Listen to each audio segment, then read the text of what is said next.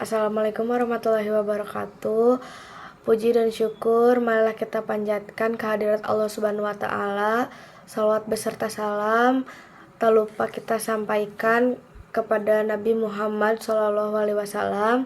Yang terhormat Bunda Dr. Titin Setiartin Ruslan, Dokteranda Magister Pendidikan selaku dosen pengampu mata kuliah wacana Bahasa Indonesia dan teman-teman yang saya banggakan.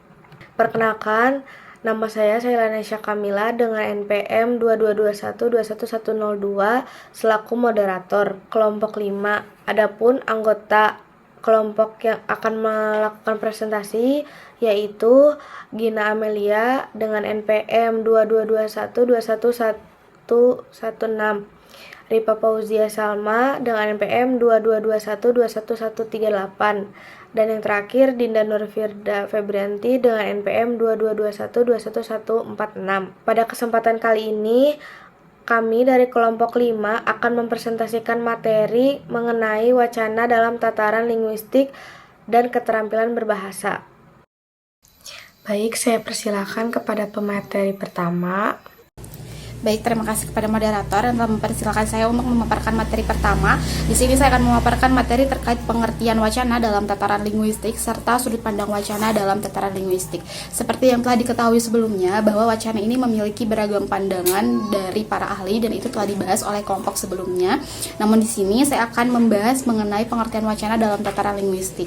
Seperti yang telah diketahui pula bahwasanya linguistik merupakan salah satu ilmu yang mempelajari bahasa.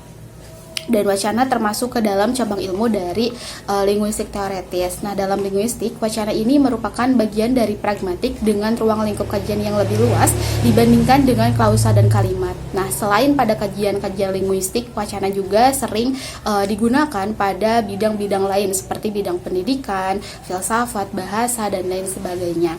Lalu yang kedua, ada sudut pandang wacana dalam tataran linguistik. Nah, terdapat beberapa sudut pandang terkait wacana di dalam linguistik ini. Yang pertama ada pandangan formalis atau linguistik struktural, dan yang kedua adalah pandangan interaktif atau linguistik fungsional. Nah, memiliki berbagai perbedaan di antaranya bahwasanya pandangan pertama ini mengemukakan wacana merupakan bahasa yang lebih luas dari kalimat, sedangkan pandangan kedua mengungkapkan bahwa wacana ini merupakan tuturan.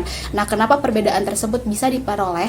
Perbedaan tersebut bisa diperoleh karena melalui asumsi yang berbeda dalam tujuan teori bahasa, metode pengkajian bahasa, serta hakikat data dan bukti empiris yang berbeda. Jadi, karena hasil perolehan tersebutlah kedua pandangan tersebut bisa berbeda, seperti itu. Saya kembalikan kepada moderator. Terima kasih. Baik, saya persilakan kepada pemateri kedua. Oke, akan saya lanjutkan materi selanjutnya, yaitu pengkajian linguistik terhadap wacana. Yang pertama, ada aliran linguistik struktural Inggris. Kajian utama di dalam aliran linguistik struktural Inggris adalah wacana. Dalam pandangan ini, kedudukan wacana sebagai satuan bahasa yang lebih luas dibandingkan kalimat. Tujuan pengembangan teori dalam aliran linguistik struktural Inggris adalah teori kontekstual. Dalam teori ini, ujaran mempunyai makna yang sama dengan konteks situasi. Aliran linguistik struktural Inggris dikenal pula dengan nama London School. Tokoh pemikir aliran ini antara lainnya John Rupert Ford dan lain-lain. Linguistik fungsional sistematik. Dalam kajian linguistik fungsional sistematik, wacana menepati kedudukan sebagai sebuah bahasa pada kondisi tertentu. Linguistik fungsional sistematik mengartikan bahasa sebagai bentuk semiotika sosial yang digunakan secara lisan maupun tulisan dalam konteks sosial dan konteks budaya. Dalam hal ini, bahasa disamakan dengan wacana yang sistemnya tersusun dari sejumlah unsur kebahasaan dengan hierarki yang bekerja secara simultan dari sistem yang lebih kecil hingga ke sistem yang lebih besar. Sistem terkecilnya ialah fonologi dan atau grafologi, sedangkan sistem terbesarnya adalah leksiogramatika, struktur teks, dan semantik wacana. Selanjutnya, bentuk dan fungsi wacana dalam linguistik. Kajian wacana membahas mengenai penggunaan bahasa yang tidak dapat dipisahkan dari linguistik. Bentuk wacana dalam linguistik, yakni berupa bahasa lisan dan tertulis. Wacana dapat berupa kata maupun frasa. Fungsi bahasa yakni ada alat komunikasi, penyampaian pesan, ekspresi, komunikasi, dan interaksi sosial. Fungsi bahasa dalam pandangan Brown dibagi menjadi dua, yakni transaksional dan interaksional. Fungsi transaksional berhubungan konten atau isi, sedangkan fungsi interaksional berhubungan dengan hubungan sosial. Selanjutnya, terapan model kajian wacana berdasar aspek linguistik. Menurut Fahrani, mengungkapkan bahwa wacana merupakan suatu disiplin ilmu yang mengkaji mengenai hubungan bahasa dan konteksnya dengan dihubungkan disiplin ilmu lainnya.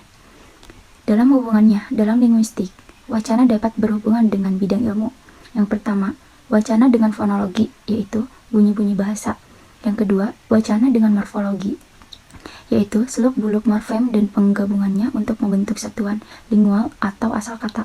Yang ketiga, ada wacana dengan sintaksis, yaitu membicarakan seluk-beluk wacana, kalimat, klausa, dan frasa. Yang keempat, wacana dengan semantik, yaitu telah mengenai makna. Yang kelima, wacana dengan pragmatik, yaitu hubungan antara bahasa dan konteks. Yang keenam, wacana dengan filologi, yaitu mengkaji bahasa dalam bentuk teks atau naskah. Yang ketujuh, ada wacana dengan semiotika, yaitu mengkaji tentang makna bahasa yang ditimbulkan dari tanda-tanda bahasa.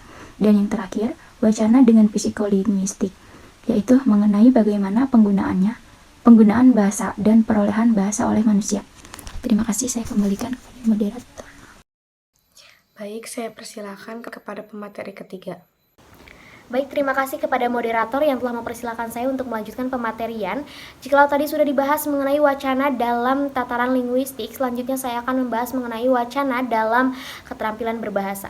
Nah, teman-teman, sudah kita ketahui bahwasanya bahasa memiliki peranan yang sangat penting dalam kehidupan kita karena kita sering temui dalam aktivitas-aktivitas sehari-hari. Nah, keterampilan berbahasa itu dibagi menjadi beberapa jenis, yaitu keterampilan membaca, keterampilan menulis, keterampilan berbicara, serta keterampilan menyimak. Nah, teman-teman, Tarigan juga mengungkapkan bahwasannya keterampilan berbahasa itu terdiri dari listening skill, speaking skill, writing skill, and reading skill. Nah, berkaitan dengan hal itu pula, berdasarkan pendapat Wahab 1991, analisis wacana memiliki kontribusi yang sangat penting dengan keterampilan berbahasa. Keterampilan berbahasa yaitu berfokus pada yang terpenting itu berkaitan erat dengan keterampilan berbahasa yang bersifat produktif, yaitu meliputi keterampilan menulis dan juga keterampilan berbicara, karena kedua hal tersebut merupakan produk dari sebuah wacana. Yang pertama itu berkaitan dengan keterampilan menulis, yaitu produknya wacana tulis, di mana ketika kita membuat sebuah wacana tulis tentunya memerlukan keterampilan menulis juga untuk menciptakan kalimat-kalimat yang baik, yang utuh, yang bermakna, tertata, terstruktur, dan juga memiliki kekohesian dan kekoherensian yang tepat. Nah, disitulah terlihat bahwasanya keterampilan menulis sangat diperlukan untuk membuat sebuah wacana tulis yang baik dan sesuai dengan syarat-syarat dan ketentuan-ketentuannya. Nah, kemudian juga berkaitan dengan keterampilan berbicara. Ini berkaitan dengan wacana lisan, karena wacana itu ada wacana lisan dan juga wacana tulis. Artinya di sini juga memiliki keterkaitan yang sangat erat, karena ketika kita membuat sebuah wacana lisan, tentunya kita harus memiliki terlebih dahulu keterampilan berbicara untuk menghasilkan wacana lisan yang baik dan sesuai dengan kaidah-kaidah dalam keterampilan berbicara. Nah, kemudian juga berkaitan dengan keterampilan berbahasa yang lainnya, yaitu keterampilan membaca dan juga menyimak, di mana kedua keterampilan tersebut merupakan syarat-syarat atau keahlian-keahlian untuk menganalisis sebuah wacana. Nah, dalam menganalisis sebuah wacana, kita memerlukan terlebih dahulu keterampilan membaca dan juga keterampilan menyimak. Nah, ketika menganalisis, misalnya kita harus menganalisis sebuah wacana, kita perlu membaca terlebih dahulu tentunya untuk mendapatkan sebuah pesan dalam wacana tersebut, sebuah isi pokok, gagasan dari wacana tersebut. Nah, kemudian juga dalam aspek menyimaknya juga kita harus mempunyai keterampilannya untuk memperoleh sesuatu yang benar dan sesuai fakta yang ada. Nah, dari sinilah terlihat bahwasannya keterampilan menyimak dan juga keterampilan membaca diperlukan dalam analisis sebuah wacana. Nah, dapat disimpulkan bahwasannya wacana sangat memiliki keterkaitan erat dengan keterampilan berbahasa, di mana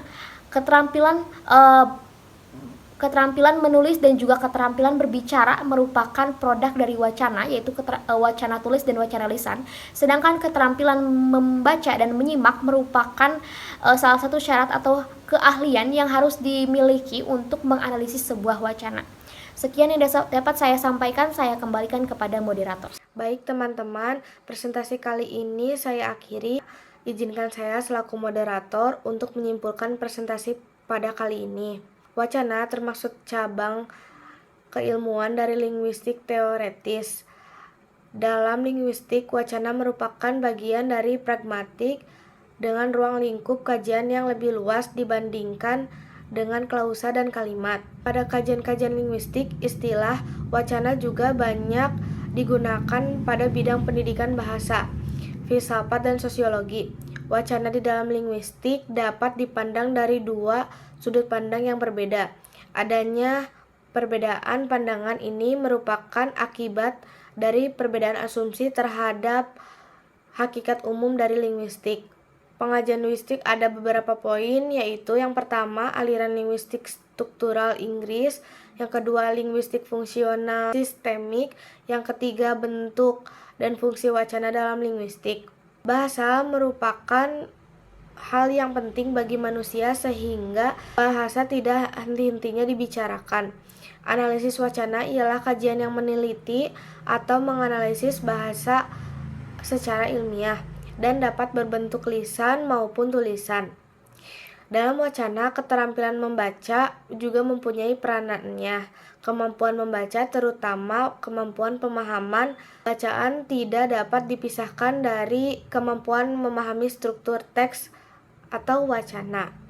Baik teman-teman, presentasi kali ini saya akhiri. Saya ucapkan terima kasih kepada teman-teman yang telah menyimak video ini. Semoga apa yang kelompok kami sampaikan dapat bermanfaat untuk kita semua. Terakhir, mohon maaf apabila terdapat kesalahan yang tidak disengaja dalam proses presentasi kali ini. Saya selaku moderator pamit undur diri. Sekian dan terima kasih. Wassalamualaikum warahmatullahi wabarakatuh.